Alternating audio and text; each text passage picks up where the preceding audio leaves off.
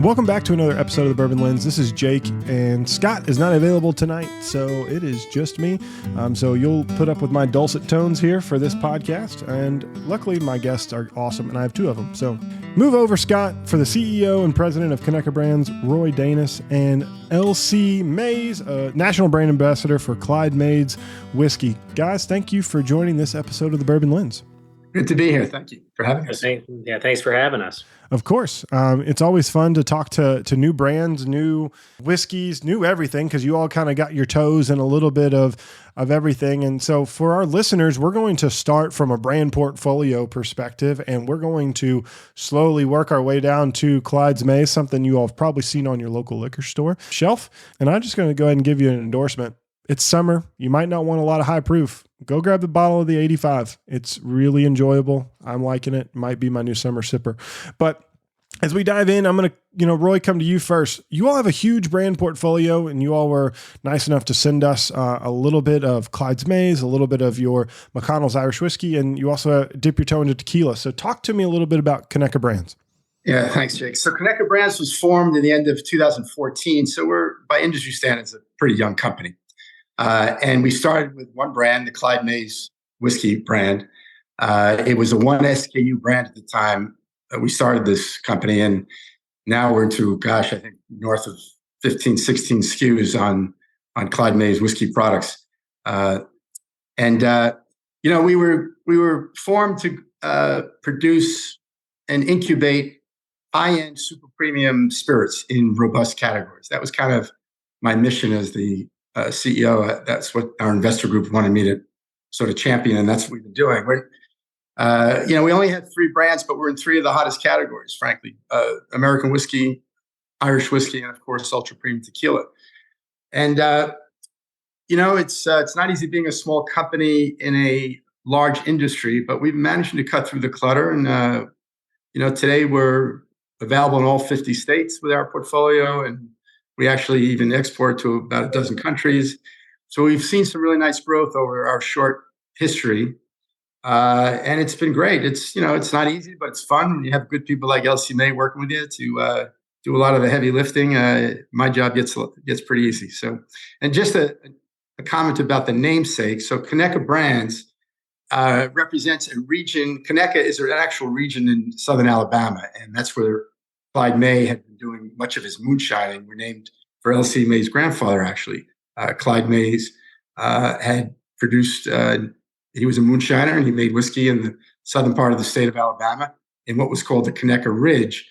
So when we were forming our company, we said, let's kind of have a bit of the Clyde May's DNA in our namesake. So we called the company Conecuh Brands, reflective of the area of the country that this brand really started.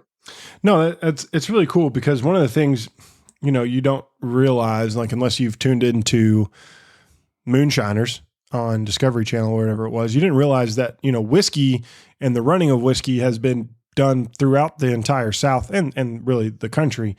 So it's cool to see something different, right? We've heard the story time in and time out of my grandpa or great grandpa from Kentucky, or he's a war general and he was moving whiskey, or he was growing rye whiskey on his farm. And, he moved from Maryland to Kentucky somehow, or Pennsylvania to Kentucky. And next thing you know, we have X, Y, and Z brand. So it's cool to see something different, being in Alabama and having, all of that. But before we dive into this, because I'm super excited to talk about that particular, topic that I just mentioned, but tequila and Irish whiskey are something that I've got my eyes on all the time as just a spirits drinker.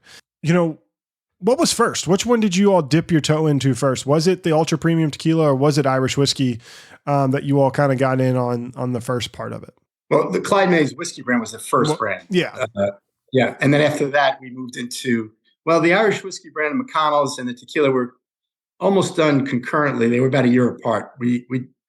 I've been working on a tequila brand since day one. My background is such where I've worked with a lot of premium spirit companies, and I used to run Jose Cuervo International. I ran Jose Cuervo North America for the Beckman family out of Mexico. And so I always had a strong interest in making and creating a tequila brand. So, and I immediately prior to current role, I was managing director of Campari North America. So I ran that Italian drinks company's U.S. and Canadian business. So I again exposed to tequila. And Irish whiskey was something I've always loved too, because I used to, in prior life, I was general manager of Pernod Ricard USA. So I sold Jameson. I sold Jameson when I worked at Seagram. I sold it at Pernod. So I've been around these categories my entire life, you might say, my entire professional life. So it was a natural evolution to go from the Clyde May's whiskey brand into these other categories. Yeah. I wanted to just make a quick comment about the moonshiner beginning, because you're right. You mentioned that the TV show, and there's a lot of talk about moonshiners, but how many have really broken through and had any real credibility and skills that have been demonstrated through their moonshining? Not many that I can ultimately see a brand named after one and continue to this day. And that's why Clyde May was a pretty unique individual, because he was really highly skilled at his craft. And I've met with the family members, and LC certainly commented about this. I even met with Clyde's attorney who defended him when he had some legal problems. And he really was one of the best whiskey makers of his time. And everyone knew that.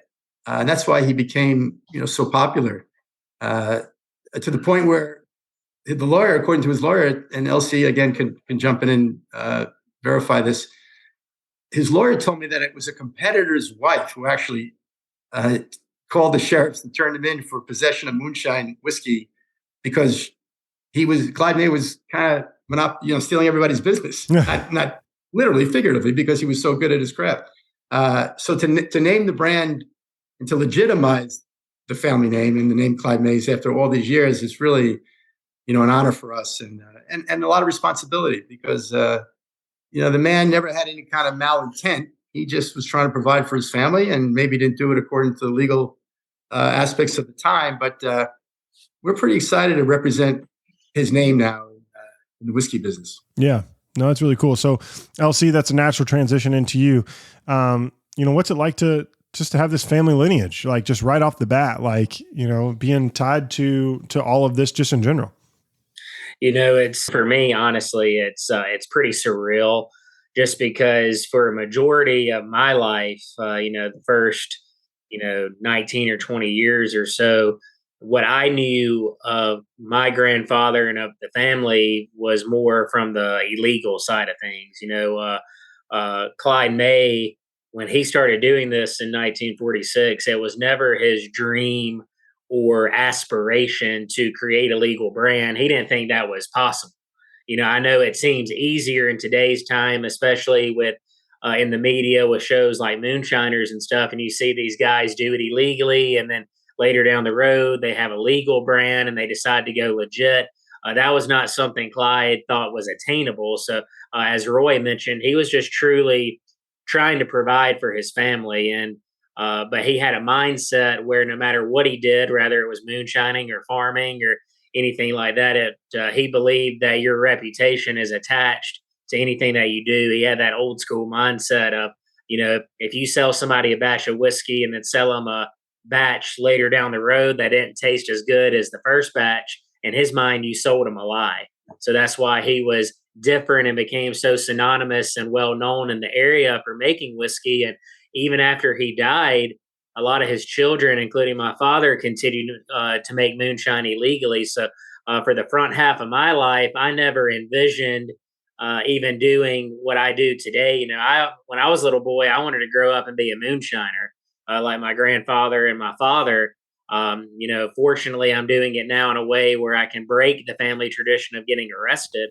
But it's really unbelievable to me that, we're a national brand now. We're in all 50 states. We're in a handful of countries as well. And to see that growth and to just know it firsthand, seeing where I grew up and the way my grandfather lived and the way he was raised, and to now be able to go to places like California and Alaska and New York and Texas and Florida, and not only see the brand on the shelf, but find people from all over that love the brand and love the story.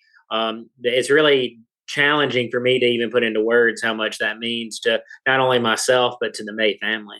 Yeah, no, I mean, that's really cool. And talking about coming full circle, like legitimizing what you all are doing right now with the building of an actual legal still in Alabama, right? Like, I think that is the ultimate legitimization of it, right? And that's really cool. So, just talk to me a little bit about what the process was about bringing a distillery to Alabama.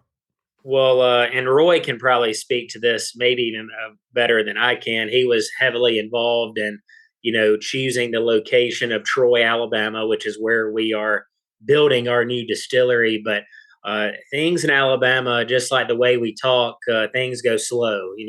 Nothing happens overnight. It's the first legal distillery was built in the state of Alabama in 2014. That's something a lot of people don't know because in most states, you can name, or maybe you're even familiar with a distillery. Maybe it's not a whiskey distillery, but you're familiar with a vodka that's been around since the mid 90s or the 80s or whatever.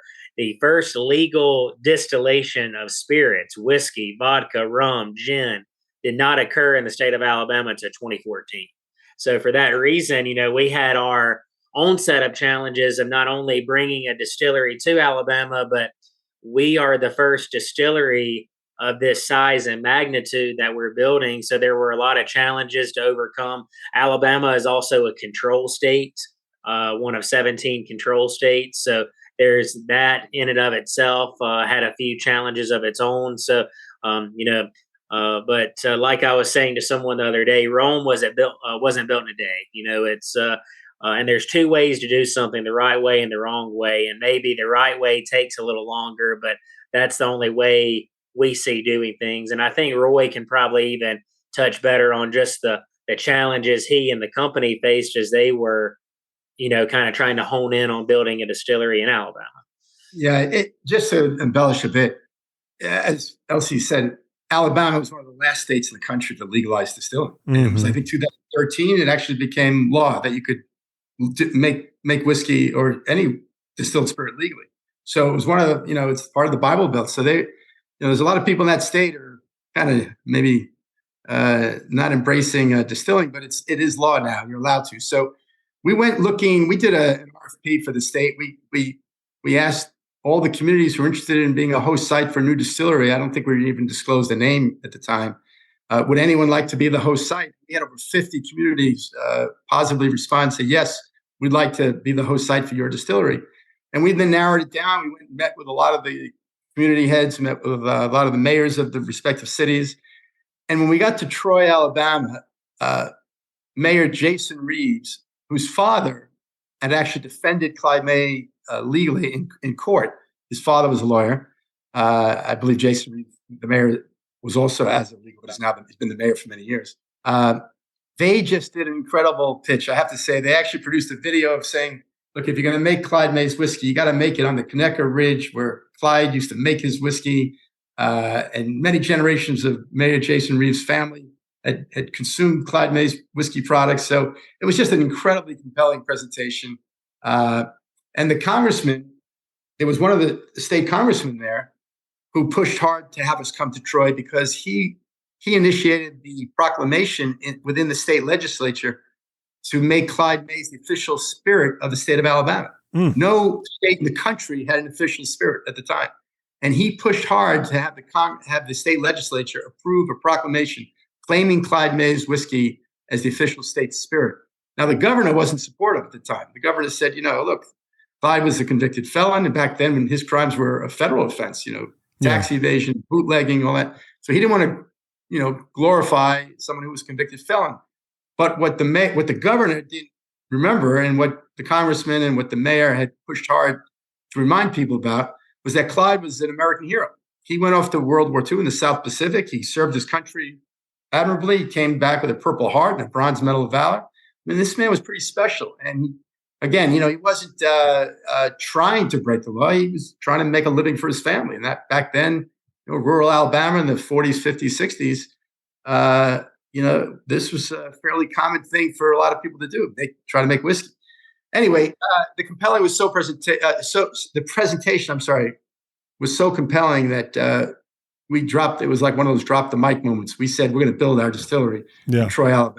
And the University of Troy provided great resources in terms of the presentation. And we just thought that would be a great source of labor if we needed to recruit young people, or, it was having that university nearby has been a tremendous help to our building plans.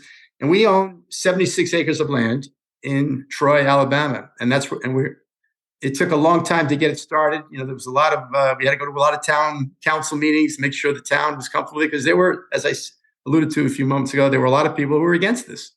You're not building a whiskey still in my backyard, not knowing that it's now legal and that we're going to play by the rules.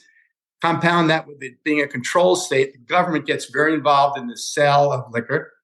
So there was a lot of red tape, but we went through numerous meetings and hired one of the top architecture firms from actually Louisville, Kentucky, I might add, Jake, called Luckett and Farley. Yep. They built a lot of beautiful distilleries in Kentucky.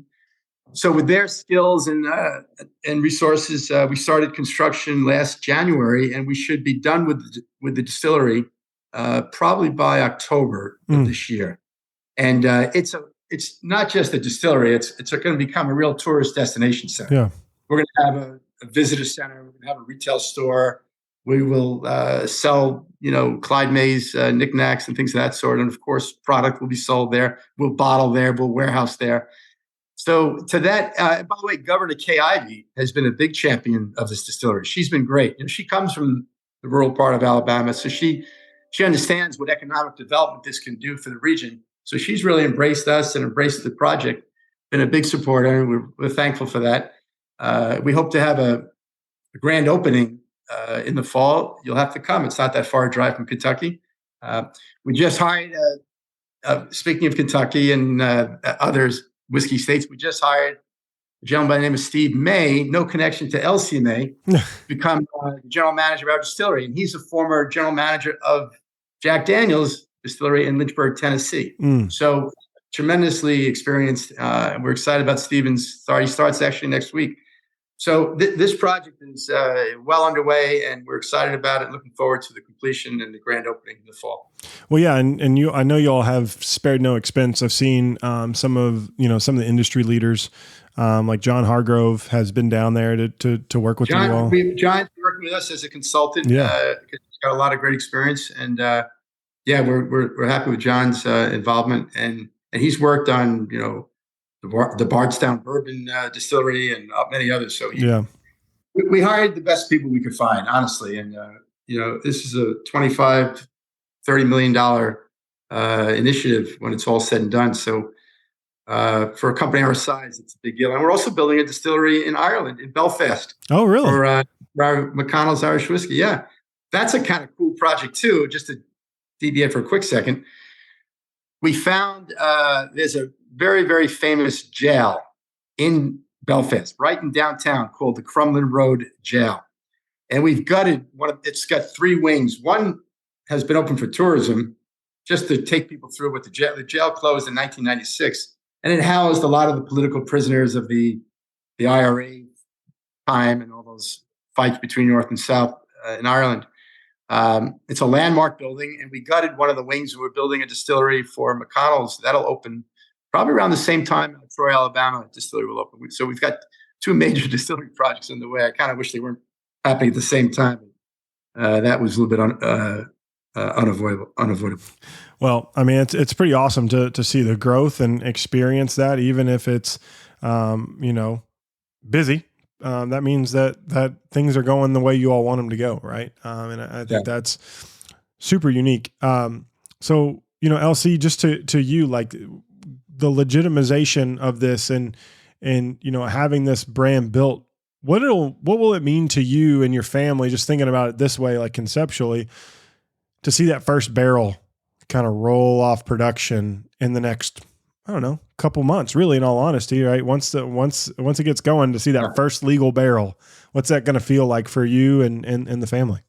Really, I imagine the feeling's going to be pretty indescribable because, as I mentioned earlier, there's a lot of brands out there. There's, this is a hot category, but, this brand truly got its start before the growth and the boom of bourbon. And for a long time, I don't think myself or the family ever envisioned us getting to the point that we are at currently and that we're building towards. So to see just the groundbreaking, when we had our groundbreaking ceremony, just that alone was a pretty emotional and powerful day, because that was, all this hard work and the name of my grandfather, Clyde May, and everything, the blood, sweat, and tears that he went through. It was, finally it built up to that moment.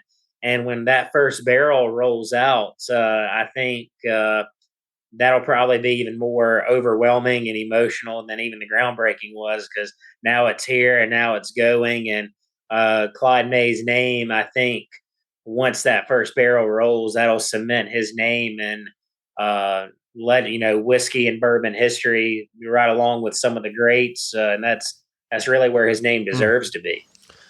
I mean, it kind of gives me all the feels, right? Because it's taking someone's passion and then, someone believing in that name to revitalize it or to claim it and to make something of it over the last, several years. I think you all were, not founded too long ago. And to see where you all have come over the last, several years, like that's impressive. Absolutely.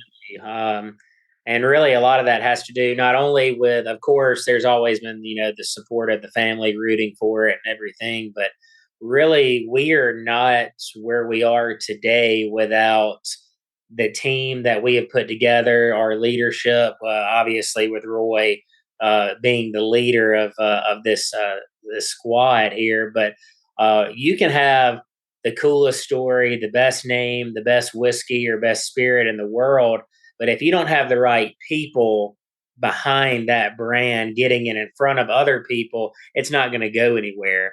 And I think that was our problem for a long time, is that we really didn't have the right people driving this brand or steering it in the direction that it needed to. Unfortunately, having Roy and the people that he's brought on board over the years and that we currently have, I think we have as strong of a team as any other brand or company in the country. And I wouldn't trade a single one of them for all the money in the world, because, when these people, there's a lot of people that work for this brand that sell it just as passionately as I do. And they've never even been to the state of Alabama. They just, they see it, they believe in it, and they know just how real that this is. And that certainly in and of itself means the world to me as well. And we're just, like I said, just can't put into words how excited we are about not only this distillery, but where this brand is heading. Because as far as we've come and as much success as we've had along the way, we're really just scratching the surface. It's I tell Roy all the time, my retirement is going to be a pine box, because I started in this role to tell my grandfather's story and to make sure that everyone knows the name Clyde May. And that's something I'm going to do for the rest of my life. And I think like I said, we've come a long way, but we still got a long way to go. Mm-hmm. Yeah, no, that makes sense. And so let's talk a little bit about the spirit lineup just in general for Clyde May's. I love this little saying, say what you be and be what you say. So one of the things that's on here is this idea of the Alabama style. And I know it's proprietary. I'm not going to ask you to tell me what the proprietary thing means, but or what it is. But can you just share a little bit about Alabama style and like why someone who thinks, Kentucky corn bourbon is the best thing since sliced bread should care about that? I think the beauty of the growth of bourbon, once upon a time, really before the bourbon category took off, I think there were people who consumed bourbon that believed if it was not from Kentucky, then they were not going to drink it. And in all fairness to Kentucky, bourbon is synonymous with the state. Some of the best bourbon that's ever been made or ever will be made right there in Kentucky. So obviously, there's no one denying or arguing that. But I think the growth of the category has really opened people's eyes to what else is out there in the world, in other states and other distilling methods and things of that nature. And my grandfather, we talk about it, moonshine, moonshine, moonshine. And yes, while a majority of what he produced and sold in his lifetime was unaged white lightning moonshine, he took the time to age a lot of his moonshine into whiskey, which was something that was one of the many things that made him different from his competitors was, you know, who really has the time to do that when you're doing it illegally? Because when you're aging something, you're sitting on 53 gallons of evidence. So you got to be careful about how you do it. Now, the one downside to that is he didn't have the luxury of time. All of our products are aged 4 to 5, 6, and beyond years. He aged his product for about a year at a time. And because of that, the barrel really didn't have time to work its magic. It didn't. It was a young, sort of a harsh drinking whiskey, and his very first batch and couple of batches of aged whiskey, he was not pleased with, and actually never gave or sold it to anyone. It wasn't until about the 4th or 5th barrel when he started experimenting with different finishes that he sort of discovered that through that trial and error process. What he would do is he would add oven dried apple slices to the barrel at the very end of the aging process. And that little hint of apple would really help soften up the whiskey and kind of mellow out some of those harsh notes. So that is actually what the term Alabama style is referring to, is that finishing process. And we do that today. Now, we don't do it the same way. We don't use actual oven dried apple slices or anything like that because we're doing it legally. We can do things a little bit more streamlined and efficiently. But prior to us, we basically add a finishing or a flavoring process that creates that same apple essence or apple finishing process. But prior to that, this Alabama style is a straight bourbon.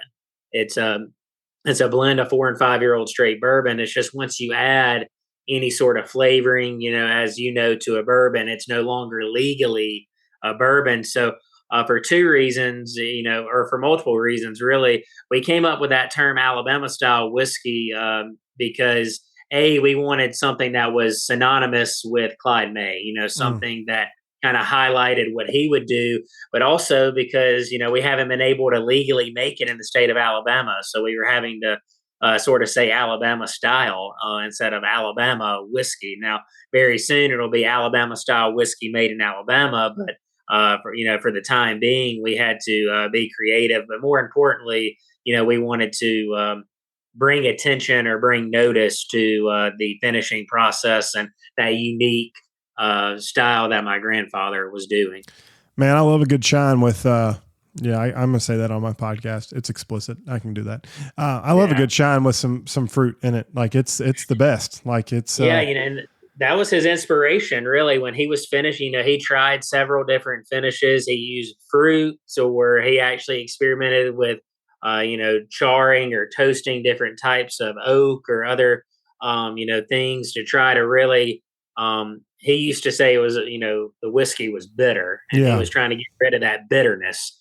And it was that trial and error. Now he didn't want it to be a flavored whiskey. That was one thing, is the hint of apple was more as more of a finish than a flavor. So that's why with Alabama style whiskey, you can read it on the side of the bottle, but we don't prominently say, hey, this is an apple whiskey or anything like that, because most people who would read that would be expecting an apple flavored whiskey, and that's really not what this is. It's more of a finished whiskey. We like to say we're not a flavored whiskey, we're a whiskey with flavor. So that's and because a lot of the notes you pick up in this product are more of those bourbon characteristics, since this is a bourbon prior to us adding that little subtle hint of apple. Yeah. So it's kind of in a way your all's own version of the Tennessee or the Lincoln County process, right? Tennessee whiskey, exactly. Right? Correct.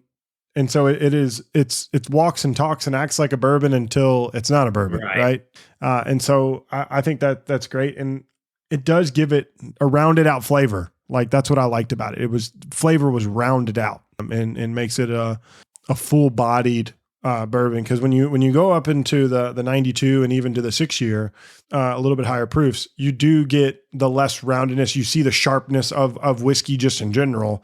That is what is bourbon. So you get the spikes of flavors, and this one's more rounded out and delicate across the entire palate, which is it's a nice cross section between the other ones that I've sat here and sipped while we were talking. Yeah, absolutely. We have the other SKUs. I'm sorry, LC, just to elaborate a bit. We have the other SKUs. The other SKUs are 92 proof straight bourbon and 110 proof straight bourbon. So there's no reference to the Alabama style. And those are proprietary mash bills that we created with MGP, who's currently distilling our product, because we don't have the equipment yet, but it's our proprietary mash bill that no other brands coming out of that facility would have. Nice. Yeah, to Roy's point, exactly. While we are known for the Alabama style and that finishing process, that is a bit, causes at times, it's gotten a lot better, especially in the years that I've been with the company, but it only really has that finishing process if it says Alabama style on the bottle. And if it doesn't say Alabama style, it just is what it says it is. So in this case, what you were tasting other than the Alabama style are both straight bourbons. They're different in terms of proof or batch size or age or mash bill. We also have a rye whiskey that's not Alabama style. In fact, a majority of our readily available products are either a bourbon or a rye. And then that Alabama style, it's just, we call it the original because it was not only the original recipe of my grandfather, but also the original product in the Clyde May's portfolio. Yeah. No, I think I like how it's subtle but different.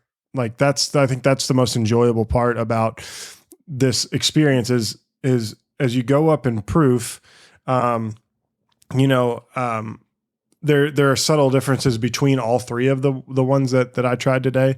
And they're all balanced differently. Cause you can tell, water added to get down to your proof. I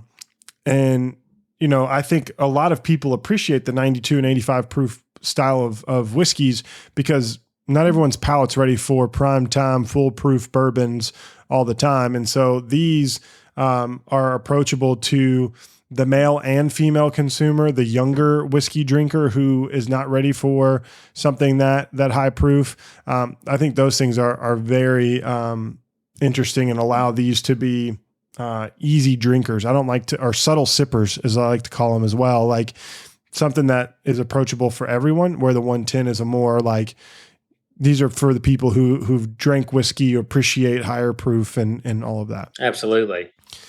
So, I got one like really big last question, and whoever wants to answer it, it's really like this. So we know what's happened in October. What's the plans after, right? Like, you've probably spent a lot of time, a lot of energy getting to October. What's the next step? Well, I'll jump in first, you don't mind. And I think what it does, first of all, it's really going to anchor the Clyde May's brand to a sense of place and provide a sense of place. And finally, as LC was alluding to, legitimize the brand and the entire whiskey making business for the first time. And that's pretty exciting. And I can imagine LC and his family are going to probably be pretty moved at that grand opening because all of his relatives are still down there and hopefully will join us for the grand opening. And I think it's going to become a destination center. I think we'll have people traveling in, certainly from the southern part of the country, but probably from all over the country, maybe even parts of the world that are currently selling Clyde Mays. So I think it's going to be a step change in our business model. We have plans to increase production, and we're buying additional raw materials. And we think that all the people out there who are saying, right now it's an interesting marketing concept, but there's when they start making their own whiskey, then maybe we'll pay attention. I mean, all those naysayers or critics might kind of quiet down a bit when we're finally making our own whiskey. Now, to LC's point, we do, of course, age a minimum of 4.5 years. And many of our Clyde May's products are 6 years or older. We have some cask strength at 9, 10, 11 years and older. But we will be taking our whiskey that's sitting in barrels right now and moving it to our rickhouse down Troy. So we'll be aging our whiskeys there. So you probably won't be drinking whiskey made there for about another 4 years or so. Yeah. But we've got thousands of barrels laid down with our current mash bill that we will move there and bottle there. So immediately we'll start bottling Clyde May's products in Troy, Alabama. Yeah. And start distilling right away, but we won't be drinking those products for at least another 4.5 years, because that's our minimum age. It's usually around 4.5 years is our youngest bourbon and whiskey products.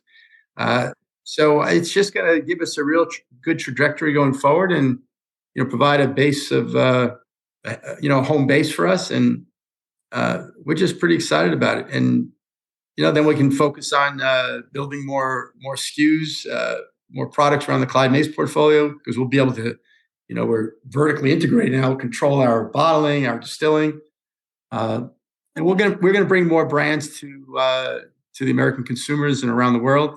We're working on our first bourbon product that's related to Clyde May's, but not featuring the Clyde May's name.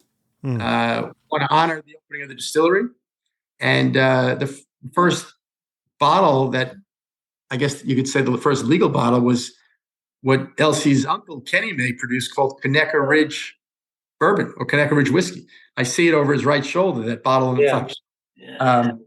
So we're going to create a bourbon to commemorate the opening of the distillery, called Conecuh Ridge Bourbon by Clyde May. So Clyde May's won't be the primary branding aspect of the brand, but it'll be, we'll have his signature on the label, because we have his original signature, demonstrating the connection between the two. But we'll be doing projects like that, just continued innovation, creating more SKUs around the Clyde May's family's business.